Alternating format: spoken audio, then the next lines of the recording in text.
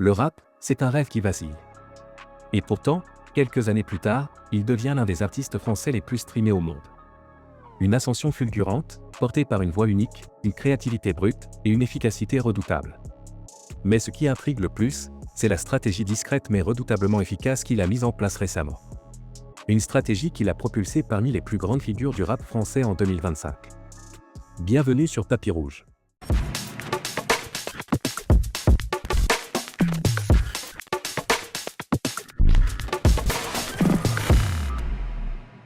Aujourd'hui, on plonge dans l'histoire d'un artiste qui a transformé ses cicatrices en puissance. L'histoire de Gazo. Pour comprendre l'histoire de Gazo, il faut remonter au 5 août 1994, à Châteauroux. Ce jour-là naît Ibrahima Diakité, au sein d'une famille guinéenne. Il est le petit dernier d'une fratrie de 5 enfants. Mais c'est à Paris, entre Belleville et le quartier de la Roquette dans le 11e, qu'il va réellement grandir. Et comme toujours sur Tapis Rouge, on va décortiquer 3 points clés pour comprendre comment Gazo a réussi à se faire un nom dans le rap français. Petite anecdote, il serait le cousin du rappeur MHD. Mais dans les faits, aucun lien direct n'a vraiment marqué sa carrière. Ce qui est sûr, en revanche, c'est que la musique entre très tôt dans sa vie. À la maison, ses grands frères et sœurs écoutent du Tupac, du Biggie, du Beyoncé, bref, une ambiance très américaine. Et cette influence, vous allez voir, va jouer un rôle crucial dans son explosion artistique. Dès le CM2, il commence à écrire ses premiers textes. À la base, c'est pour clasher ses potes en classe. Mais très vite, il se rend compte d'un truc, ça lui plaît vraiment. Il y a quelque chose dans l'écriture, dans le rythme, qui l'attire. Mais voilà, la réalité le rattrape. La situation familiale est compliquée. Il grandit dans des conditions modestes, et très jeune, il est confronté à des difficultés qui vont marquer son parcours. L'école, pour Gazo, c'est clairement pas un terrain de jeu. Très tôt, à 11 ans, il est placé en foyer éducatif suite à une décision de justice. Et c'est là que les choses se compliquent sérieusement. Expulsé de son collège dès la 6e, il enchaîne les familles d'accueil, les foyers, les changements d'environnement. Dans ce chaos, une seule chose reste constante, la rue. Elle devient son repère, son refuge, sa seule forme de stabilité. Mais les foyers, eux, n'acceptent que les mineurs. Et Ibrahima grandit. Une fois majeur, il n'a plus vraiment d'endroit où aller. Il tente de squatter à Saint-Denis, mais chaque jour est une incertitude. Il ne sait même pas où il va dormir le soir. C'est dans ce contexte que la musique devient vitale. Un exutoire. Un moyen de s'évader, de rêver, de survivre. Pour lui, c'est la seule alternative. C'est aussi à cette période qu'il commence à rapper sérieusement, sous le pseudo Bramsou. Bon, on va pas se mentir, Gazo, c'est quand même plus marquant. Et lui-même l'a bien compris, d'où le changement. C'est à ce moment-là que Gazo entre dans une phase de travail acharné. Il enchaîne les freestyles, multiplie les sessions studio, tourne clip sur clip, souvent fait maison, et affine son style jusqu'à devenir une véritable machine. Il passe en mode Super Saiyan du rap, comme s'il avait activé un second souffle, une urgence créative qui le pousse à se perfectionner dans la trappe. C'est aussi durant cette période qu'il fonde son collectif, Baroudeur Music, un groupe qui l'accompagnera durablement dans son parcours. À ses débuts, il ne se lance pas en solo, mais bien en équipe, avec cette structure comme point d'ancrage. Mais malgré toute cette énergie, rien ne décolle. Et c'est là que le doute s'installe. Il n'a pas de plan B. Pas d'études, pas de filet de sécurité. Depuis l'adolescence, il est livré à lui-même. Pour lui, c'est simple, c'est le rap ou la rue. Puis arrive un tournant brutal, 2017, l'année de sa première incarcération. Il raconte qu'à peine 2 semaines après sa sortie, il retourne en prison.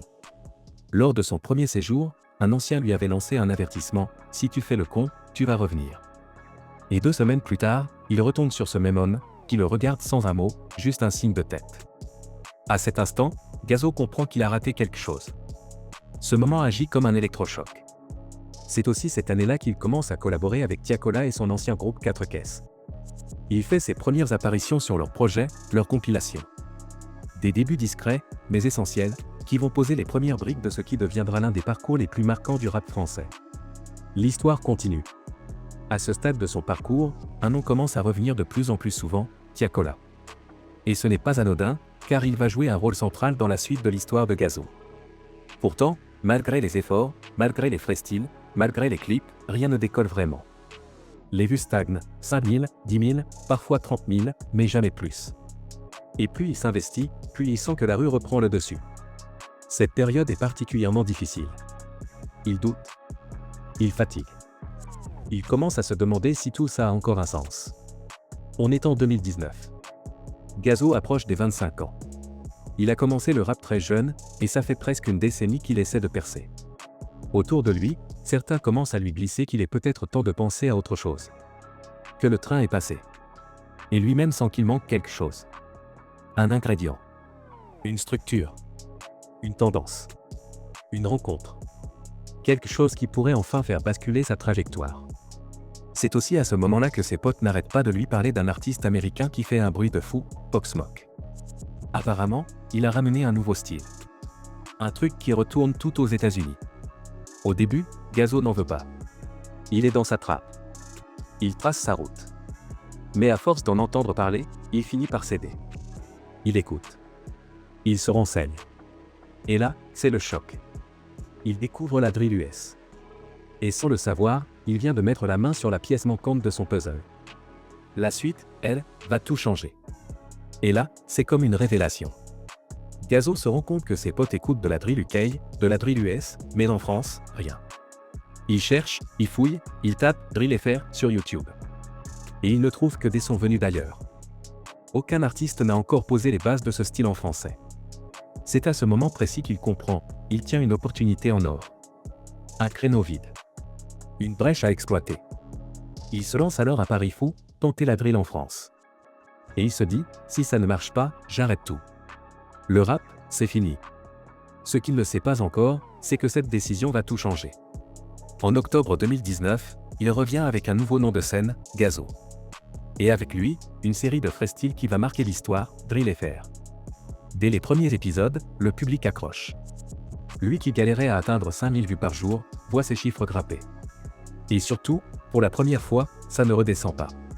Chaque jour, les vues s'accumulent. Et ce ne sont plus les mêmes personnes, le bouche à oreille commence à faire effet. 2 mois plus tard, il enchaîne avec Drill FR 2, un remix du morceau Dior de Pop Smoke.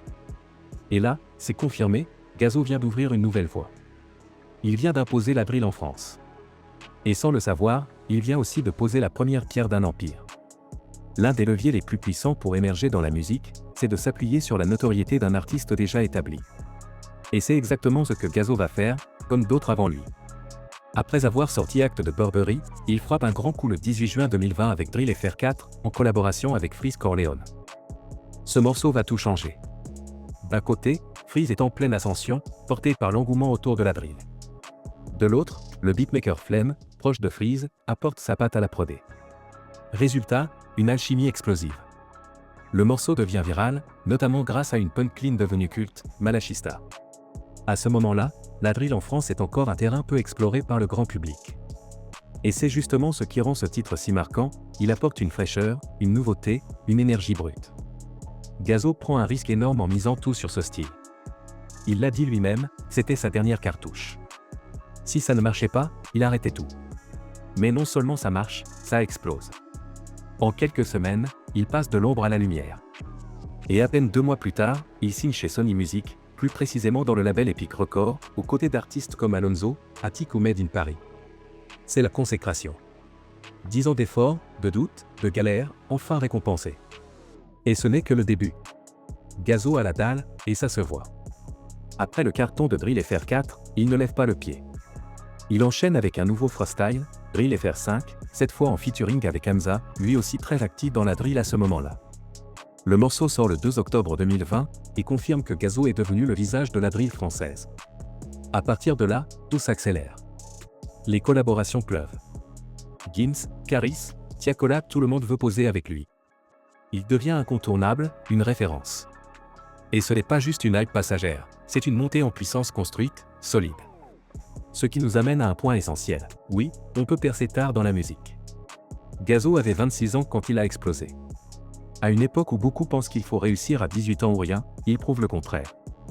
Il montre que le talent, la persévérance, et surtout la préparation, peuvent faire toute la différence. Parce que ceux qui percent très tôt, sans structure, sans recul, sont aussi ceux qui s'écroulent vite. Gazo, lui, a connu les galères. Il a échoué, recommencé, appris. Et quand le succès est arrivé, il était prêt. Prêt à encaisser, prêt à durer. Et c'est peut-être ça, sa vraie force. Pas juste d'avoir percé, mais d'avoir tenu. et d'avoir transformé chaque échec en fondation pour la suite. La suite, justement, elle ne fait que commencer. Aujourd'hui, deux éléments montrent clairement que Gazo n'est pas un artiste comme les autres. D'abord, il a percé tardivement, à 26 ans, avec une maturité artistique que peu de jeunes rappeurs possèdent. Ensuite, sa drill n'est pas une drill classique.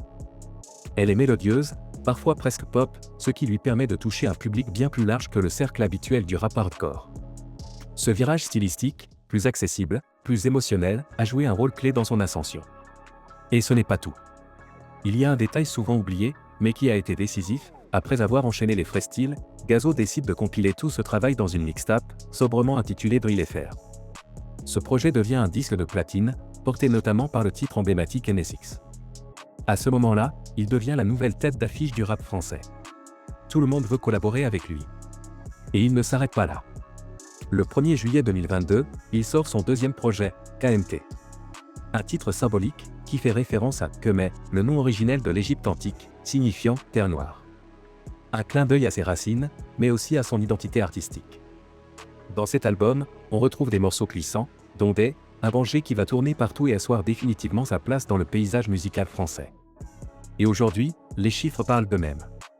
Le titre, Fleur, en collaboration avec Tiakola, cumule plus de 151 millions de lectures sur Spotify.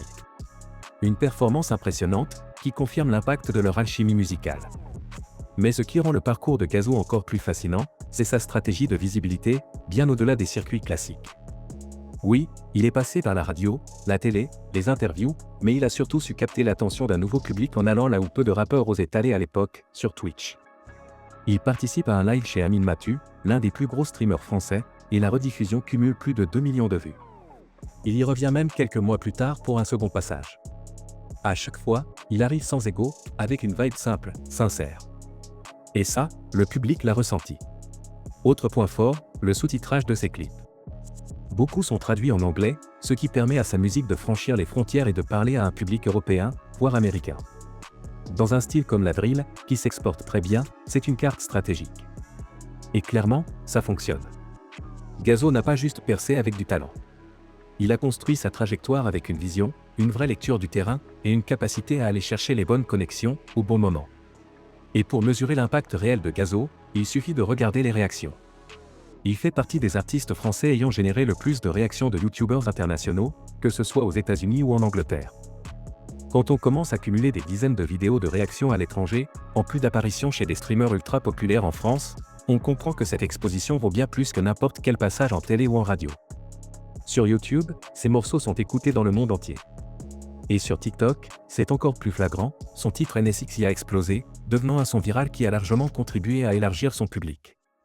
Cette visibilité lui a permis de sortir du carcan de la drill pure pour aller vers quelque chose de plus populaire, plus transversal. Et puis il y a les gimmicks. Des expressions comme Don't Play et Malakishta, la Malé Gang sont devenues des marqueurs identitaires. Elles permettent aux fans de se reconnaître, de créer une communauté soudée autour de son univers. C'est ce genre de détails qui forge une vraie marque artistique. Ce qui est fascinant, c'est que Gazo a su suivre son époque. Là où beaucoup de rappeurs se sont perdus en refusant d'évoluer, lui a compris comment capter l'attention d'un public plus large, sans trahir son ADN. Et ça se voit, en festival, en soirée, on entend ses paroles chantées par des gens qui, à la base, n'écoutent même pas de rap. Et juste avant cette vidéo, il a sorti un nouveau projet avec son acolyte de toujours, Tiakola, La Mélo et Gant. Un album qui confirme encore une fois sa capacité à se renouveler, à mélanger les styles, et à rester au sommet. Il y a un autre artiste de la drill qui a littéralement tout explosé ces dernières années, Frisk Orléans. Avec son univers sombre, ses prods chirurgicales et son identité visuelle ultra marquée, il s'est imposé comme l'un des visages les plus singuliers de la scène drill francophone. Et voilà, c'était Tapis Rouge. Si vous avez kiffé cette immersion, n'hésitez pas à soutenir le projet, un like, un commentaire, un abonnement, vous connaissez la formule. Prenez soin de vous.